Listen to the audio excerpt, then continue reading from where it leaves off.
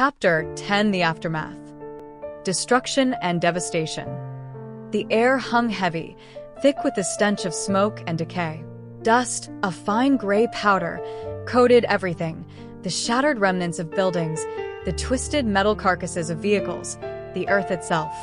Where once a bustling city had stood, now lay a wasteland, a testament to the ferocity of the final confrontation.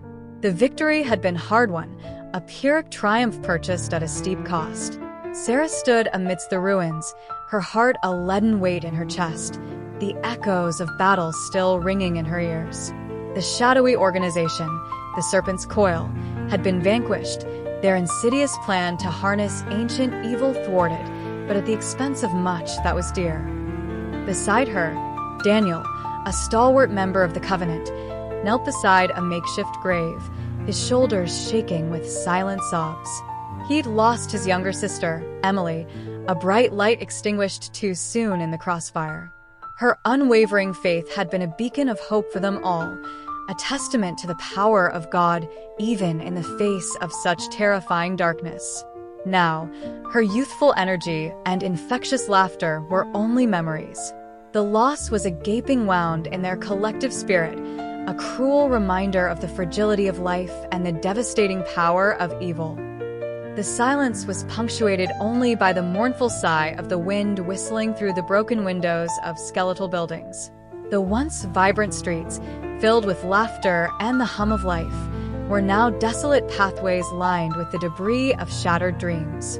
The faces of the survivors were etched with grief, their eyes reflecting the profound trauma they had endured. Many had lost loved ones, homes, and their sense of security. The world, as they knew it, had irrevocably changed.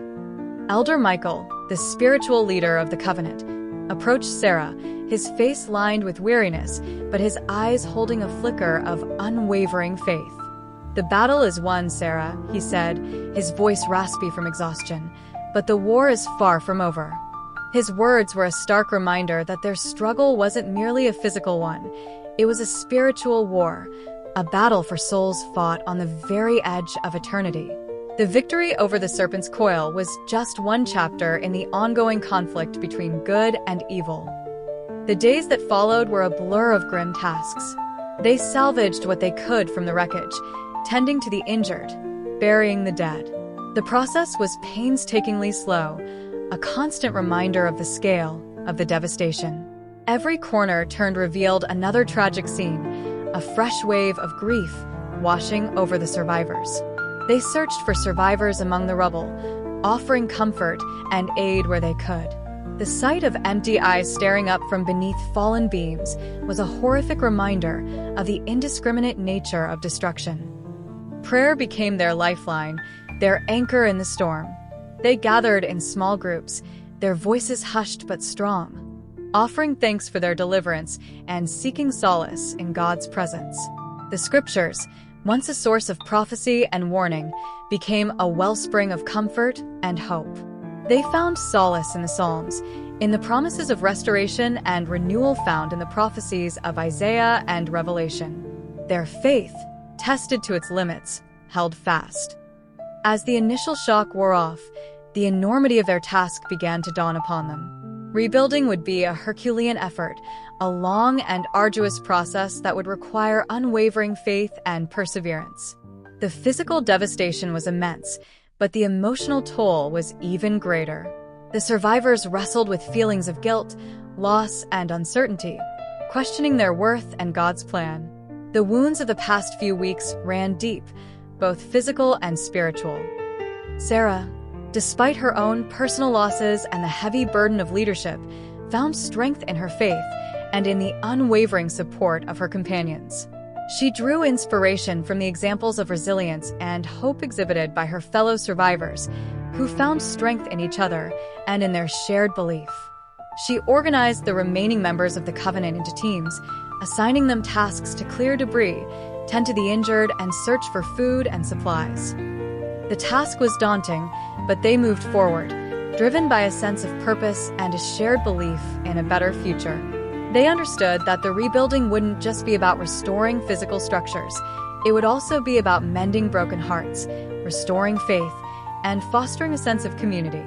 They knew that the road ahead would be long and challenging, but they were determined to persevere.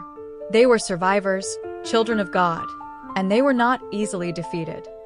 The rebuilding efforts were slow, hampered by limited resources and the ever-present threat of instability. However, the covenant members, sustained by their faith and mutual support, continued to work tirelessly. Their shared commitment to each other and to God's plan provided a sense of purpose and unity in the midst of chaos. They found strength in their shared experiences and in the unwavering belief that God's plan for their lives would ultimately prevail. As days turned into weeks, signs of hope began to emerge amidst the desolation. Small pockets of survivors emerged from the surrounding areas, drawn to the light of the covenant's presence and their unwavering spirit of hope. These new additions brought fresh skills and perspectives, expanding their ability to work together, share resources, and create something new. Even amidst the desolation, acts of kindness became increasingly frequent, a testament to the enduring human spirit. They shared their meager supplies, offered comfort to those who mourned, and tended to the sick and the injured. In the midst of the rubble and wreckage, they sought to build a sanctuary, a place of healing, hope, and restoration. A new community began to form, forged in the crucible of destruction, bound together by their shared faith and unwavering belief in a better future.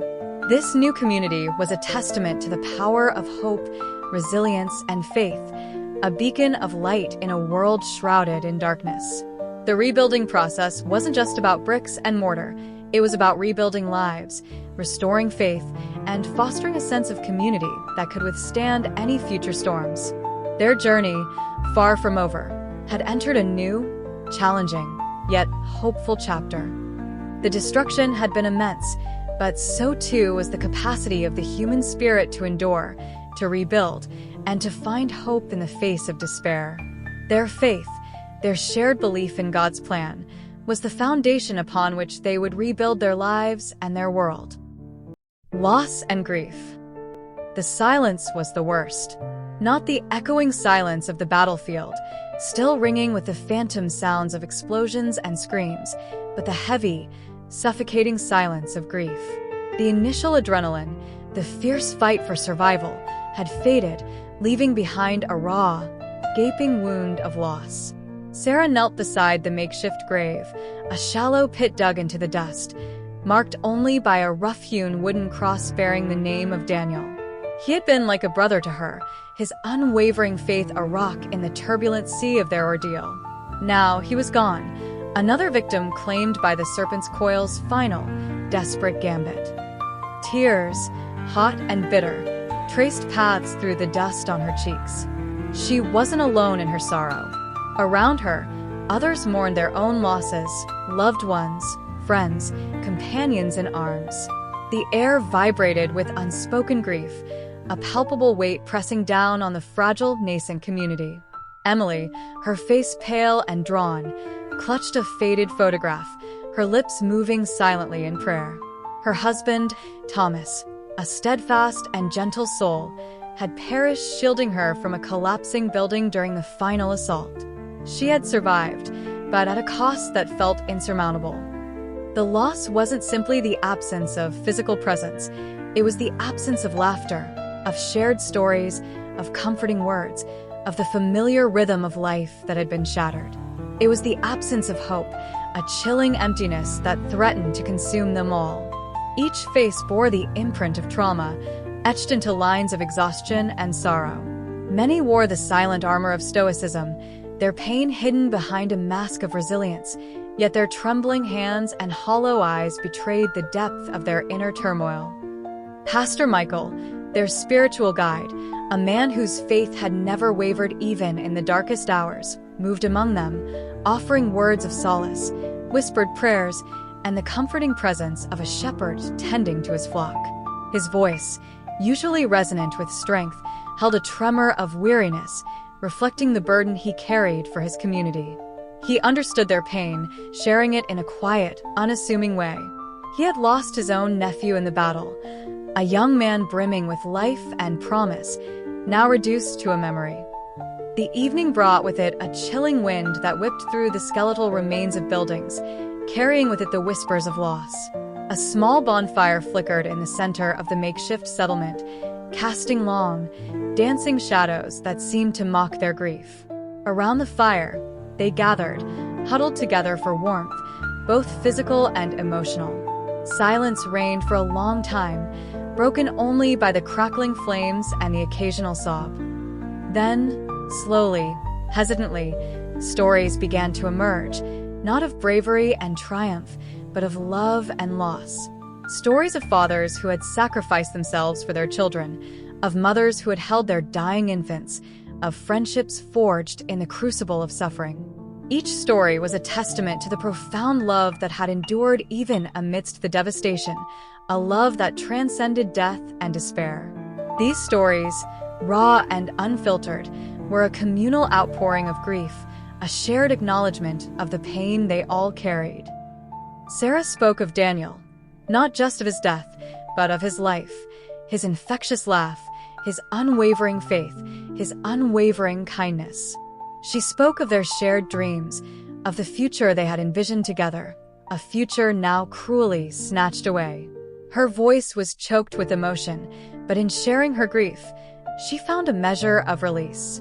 Her voice was not just for her grief, but was an offering of the story of Daniel. It was a shared remembrance and a collective mourning, making the loss more manageable. It wasn't about forgetting, but about honoring the memory of those who were no longer present with them. Each memory was a thread in the tapestry of their lives, a testament to a life well lived and a friendship held dearly. Her words wove a story of love, hope, and faith which strengthened the hearts of the listeners. Each person felt connected to the pain and the story, recognizing their own loss in the larger context of the whole community. It was a testament to the shared humanity and the common pain that linked them all together. Each life was not just lost to them, but it was a loss to the community.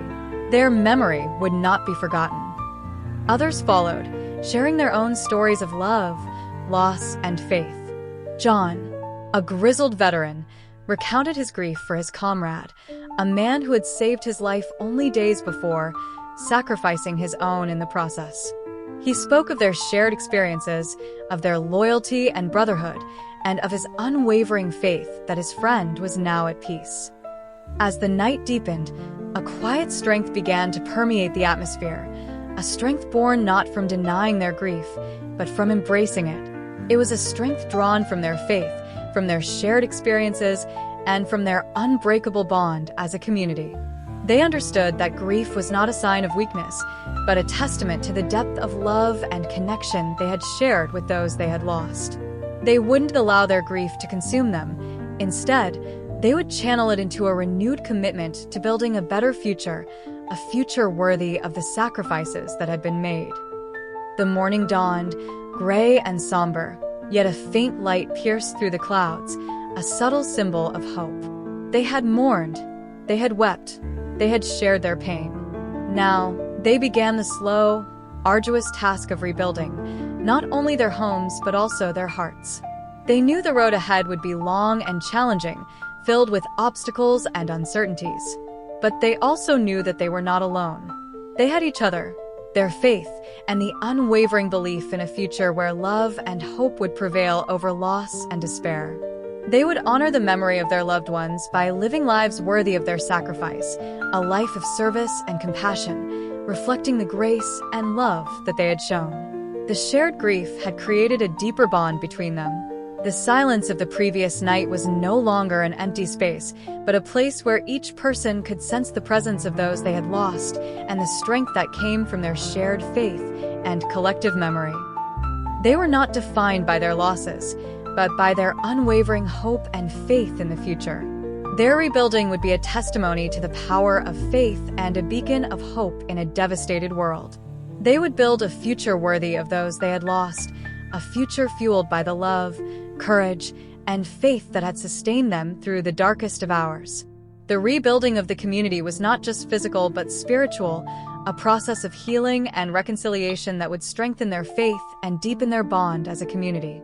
The losses had been immense, but their shared faith, resilience, and the unwavering hope in a better future provided the foundation upon which they would rebuild their lives, their world, and their hearts.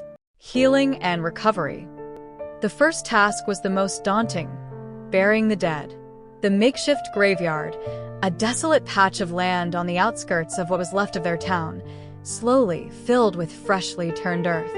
Each grave, a testament to a life lost, a soul taken too soon, was a fresh wound reopened. Sarah, her hands still trembling, helped to lower Daniel's coffin into the ground. The weight of the shovel felt heavier than the earth it moved. Reverend Thomas, his face etched with grief, but his spirit undimmed, led a simple prayer, his voice a low, resonant hum that seemed to carry the collective sorrow of the community. The words, though simple, were powerful, a balm to their wounded souls. He spoke of resurrection, of hope beyond the grave, of a love that transcended death itself. After the burials, a quiet exhaustion settled over the survivors. The adrenaline that had fueled their fight for survival had finally ebbed, leaving behind a profound weariness, both physical and spiritual. The community gathered in the partially destroyed church, its stained glass windows shattered, yet its walls still standing, a testament to resilience. It was a fragile space, a sanctuary amidst the ruins, where they could find solace and strength in their shared faith. The initial shock began to give way to the raw pain of loss. Each survivor carried their own burden of grief, a tapestry woven with threads of sorrow, regret, and unanswered questions. There were whispered confessions, shared memories, and tears that flowed freely, cleansing the wounds of the past. They spoke of the loved ones they had lost, sharing stories that celebrated their lives, their faith, and the impact they had on others. Each story was a testament to the enduring power of love and the unwavering hope for a better future. The healing began slowly, tentatively. It wasn't a sudden burst of light, but a gradual dawning, a slow, steady climb out of the darkness.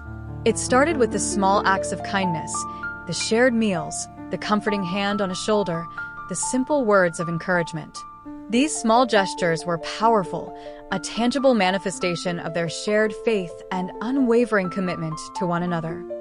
Martha, a woman known for her unwavering strength, took the lead in organizing the distribution of food and supplies. Her calm demeanor and practical approach proved invaluable.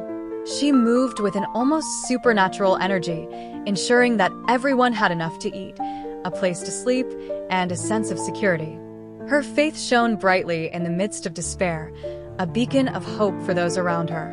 She had lost her husband, a respected elder of the community, yet her spirit remained unbroken, a testament to her unwavering faith in God's plan. Elijah, a young man known for his artistic talent, used his gift to bring beauty to the devastated landscape. He painted murals on the remaining walls of buildings, depicting scenes of hope and resilience, birds in flight, blooming flowers amidst the rubble, and scenes of the community coming together in prayer and support. His art served as a reminder that even in the face of unimaginable loss, beauty could still be found, and hope could still flourish. His art was not merely decoration, but a powerful symbol of their shared faith and collective healing process. Each stroke of his brush was a prayer, each color a testament to their unwavering faith in a better future. Even the children, who had witnessed horrors beyond their years, began to find a measure of healing.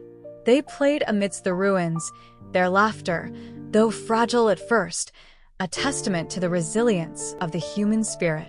They created makeshift games, using salvaged materials to build houses and toys.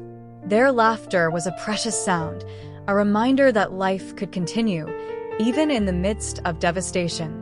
They found solace in each other's presence and shared stories, finding strength in their shared faith. The healing process was not without its setbacks. There were moments of anger, despair, and doubt.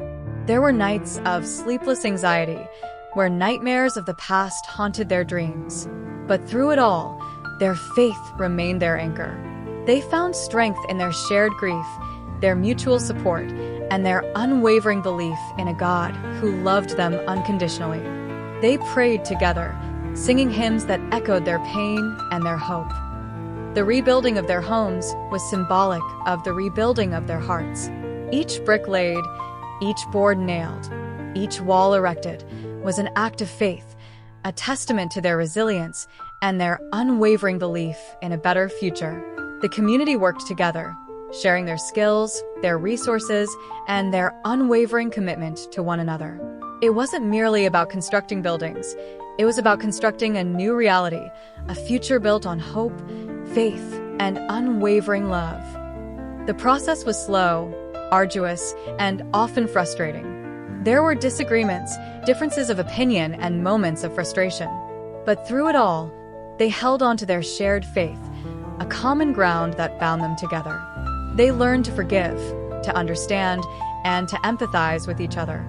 Their shared experience forged an unbreakable bond, strengthening their faith and deepening their commitment to building a community rooted in love and compassion. As the days turned into weeks, the community slowly started to regain its footing. The rubble was cleared, the foundations were laid, and the walls began to rise. Hope, like a fragile flower pushing through the cracked earth, began to take root. The shared experience of suffering had brought them together, forging a powerful bond that transcended their individual losses. Their shared faith was the cement that held their community together, binding them in a unity that was stronger than the devastation they had endured. The healing was far from over, but they were on their way, their steps sure, their faith unwavering, their hearts filled with a renewed sense of hope and purpose. They were rebuilding not just their physical world, but also their spiritual one, creating a community where love, compassion, and faith would always prevail. The scars remained, but they were reminders of their resilience, their faith, and the unwavering love that sustained them through the darkest of hours.